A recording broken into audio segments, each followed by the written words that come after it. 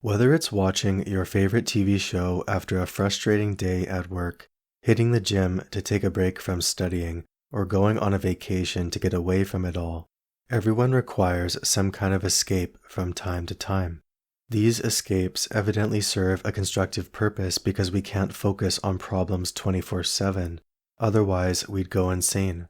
Thus, breaks are necessary not only to alleviate stress and solve current problems, but also so we can effectively persist in executing this problem-solving ability for years to come. Although escapism is positive when managed well, like many endeavors, it's very much a double-edged sword that can become detrimental for its user. Too much escapism, or continued avoidance of life's responsibilities, will naturally exacerbate the burdens you're desperate to avoid. Inspired by recent events, today's discussion examines the rationale for escapism. I'll perform this objective first by providing a personal account regarding escapism's impact on my life. Next, I'll examine escapism's supposed benefits and utility, in other words, individual motives for utilizing escapism. Lastly, I'll examine the pitfalls, or negative implications of escapism when it's taken to the extreme and/or ineffectively managed. To begin, escapism, or the robust urge to run away from, hide, and forget about life's stressors, tragedies, and hardships, has always been an enduring theme in my life. Although this impulse arises during various situations, the most significant circumstance that provokes this impulse concerns persistent family drama. Long story short, this ongoing tension is due to strained relationships and financial disputes between my parents and extended family members. In this case, my aunts, uncles, and grandparents. As far back as I can remember, family gatherings were always awkward or insufferable because the tension really was thick enough to cut with a knife. Besides family gatherings, whenever a related incident occurred, it always caused arguments at home, and as a child I would hide to try and escape from the distress. I can recall the immense dread, hopelessness, and powerlessness that I felt during those moments, and even though I've matured, these feelings remain, albeit to a lesser degree. During the most recent argument, the strong urge to escape arose again, but I managed to suppress it, an ability that has been honed over the years. The ongoing tension made me realize long ago that although I desire to escape, to run away and hide from distressing problems, doing so won't improve the situation. Even if there isn't much I can do to alleviate this long-standing and complex issue, running away isn't constructive. Thus, although it's stressful, I remain nearby and ready to assist with the objective of making circumstances somewhat more bearable. Why? Because sometimes that's all you really can do. Another significant event, although not as recent, is when I desperately tried to forget about my responsibilities and the negative emotions that perpetuated my escapism. This event occurred when I was still in university, working towards an undergraduate degree. During this period, it seemed like everything was falling apart due to strained relationships at home stemming from a rough financial situation, in addition to an unrequited romantic pursuit that further exacerbated my deteriorating mental state.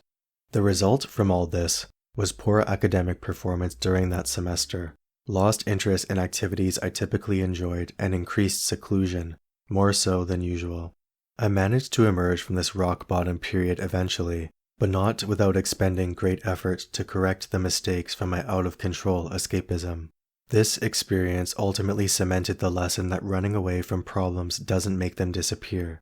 In actuality, it ends up creating more hardship down the line. If this is so, then how can one assert that escapism has benefits? This is where we go now. Before I dive into the benefits, I should define escapism. For today, I'll use two definitions, one from the Merriam-Webster Dictionary and another from the Oxford English Dictionary. Merriam-Webster defines escapism as, quote, habitual diversion of the mind to purely imaginative activity or entertainment as an escape from reality or routine, end quote. Meanwhile, Oxford defines escapism as, quote, the tendency to seek or the practice of seeking distraction from what normally has to be endured, end quote. Both definitions indicate that a principal facet of escapism is distraction. In particular, distraction from reality, and/or distressing life elements such as work.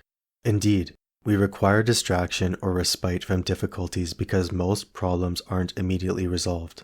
Furthermore, work and other responsibilities are naturally distressing due to the demands they require of us physically, mentally, and emotionally.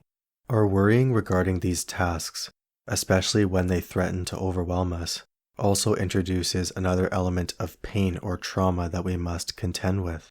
Thus, we pursue escapism because of the inherent tendency to avoid pain and pursue pleasure wherever possible. Escapism, when utilized properly, allows us to extract enough pleasure so we can minimize pain/stress before it fully overwhelms us. Indeed, temporarily escaping or becoming distracted from burdens enables us to eventually return with fresh eyes, along with the energy and willingness to continue the necessary work that will ultimately produce a viable solution. One benefit of escapism, as implied above, is rest. We require rest not only so we don't collapse from pure exhaustion, but also so we can effectively return to where we left off. Rest generally occurs along 3 lines: physical, mental, and emotional. Physical rest is taking a break from any physically demanding task, such as sleeping after landscaping all day.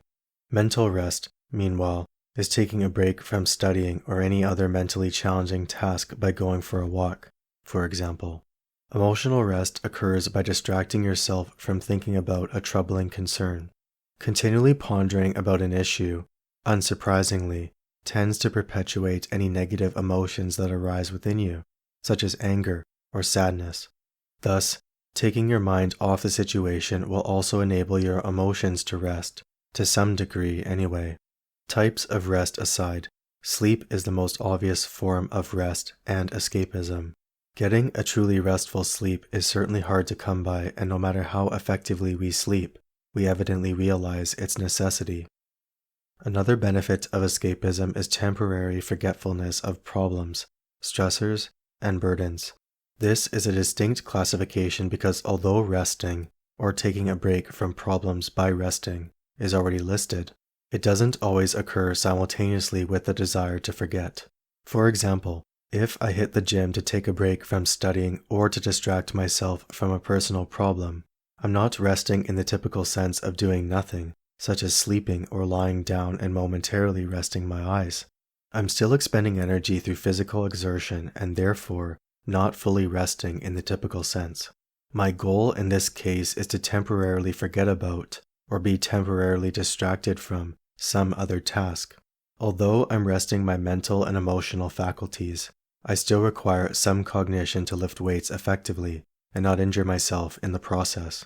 The distinction in my mind, once again, is that true rest from a problem occurs when I desire to sleep or engage in some other low-energy endeavor, such as resting my eyes, whereas seeking to forget as the principal objective implies that I can still perform an energy-demanding task in order to distract myself from another problem. For example, playing video games is generally classified as a form of leisure, but this activity still requires a degree of mental exertion despite its leisure classification. The last benefit of escapism is its tendency to produce solutions, either existing or novel, for complex and long-standing problems. I acknowledge that this doesn't always occur and it's contingent on the matter at hand, but it occurs frequently enough to merit consideration. Utilizing studying once again, I'm sure you can recall an occasion where you were completely stumped by a question. Even if you understood general concepts and formulas, this particular problem continued to confuse you. Frustrated, you decided to take a break and do something else, hoping that clarity would arrive later. Time passed, and when you returned to this problem, you saw something that wasn't there before, something that seemed so obvious but was only revealed when you returned. You went on to solve the initially confusing problem, all because you went away and returned with fresh eyes. Whether it's math, reading, or another mentally challenging task, escapism can be effective in producing or leading to a viable solution. Instead of metaphorically banging your head against a wall until you get it, temporarily escaping from the task at hand often, paradoxically, produces the solution you've been seeking. With the benefits outlined, on to the pitfalls of escapism. So if I escape, will my pain go away? This question serves as the opening verse line of a song I used to listen to quite often. It stuck with me because my personal experiences, particularly the detrimental ones, not only resonate with this question, but they've also revealed a clear answer. The answer, as you may have guessed, is no, because even if I escape or run away, my pain won't disappear, at least not completely. Fragments of this pain will continue to affect me unless I actively confront the root of my distress and come to terms with the situation. The most significant pitfall of escapism is that it's frequently perceived as the ultimate solution, the be-all and end-all for every problem, when in actuality it's merely one tool in the toolbox. Like any tool, it can be misused, and hence why escapism is a double-edged sword. No matter what activity you use to escape from troubles, watching TV, sleeping, exercising, playing video games, consuming alcohol, etc., the reality is that any positive effect acquired through these activities is immensely fleeting, and thus, the necessity for continued reliance and use as coping mechanisms. Escapism isn't a viable long-term solution because it doesn't address the root of the problem you're seeking reprieve from. It's very much a form of procrastination from burdens and tasks that must be confronted at some point. Escapism, as mentioned previously, will exacerbate ongoing problems and create new ones if it's taken to the extreme. In a sense, you're only delaying the inevitable when you put something off until it can no longer be ignored. The short-term distress may disappear for a time, but let's not kid ourselves. It's going to return with a vengeance and more monstrous than before. Remember, escapism is yet another tool in the toolbox to manage life's hardships, not the ultimate solution. This is the false promise of escapism, the illusion that it'll solve every single problem, or in the case of long-standing issues, that it'll be the sole means to alleviate your distress. To conclude, you may ask, okay, escapism isn't the ultimate solution to life's problems and it's merely one tool in the toolbox. But if that's true, then what's actually effective? What should I do to solve my problems, or in the very least, manage them when they can't be immediately solved? As cliché as it sounds, the answer is that you must confront fears and problems head-on. The sooner, the better. If the past haunts you, then you must come to terms with the past. Figure out what past event or series of events persists in haunting you. Acknowledge the related emotions and realize that you must let go. Nothing can be done about it now, but you can influence the present and future by refusing to make similar mistakes. For problems where you don't have much influence, or they're ongoing, let go of what you can't control and focus on what you can control. Even if this is only your attitude, then shift your mindset so you can manage the situation better. Our thoughts can make or break us, and how we perceive circumstances can exacerbate our suffering.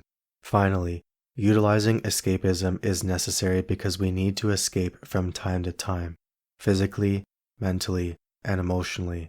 However, if we attempt to permanently escape from our problems, we'll find ourselves lost in a fantasy on the road to nowhere. If reality is too painful to confront at this time, then by all means escape, but only do so with the objective of eventually creating a reality that you can not only tolerate, but actually enjoy. How is this performed? By actively working to tangibly manifest the vision in your mind so it becomes reality. Difficult, yes, but not impossible for those willing to try. Thank you for taking the time to watch. If you enjoyed today's video, please consider subscribing.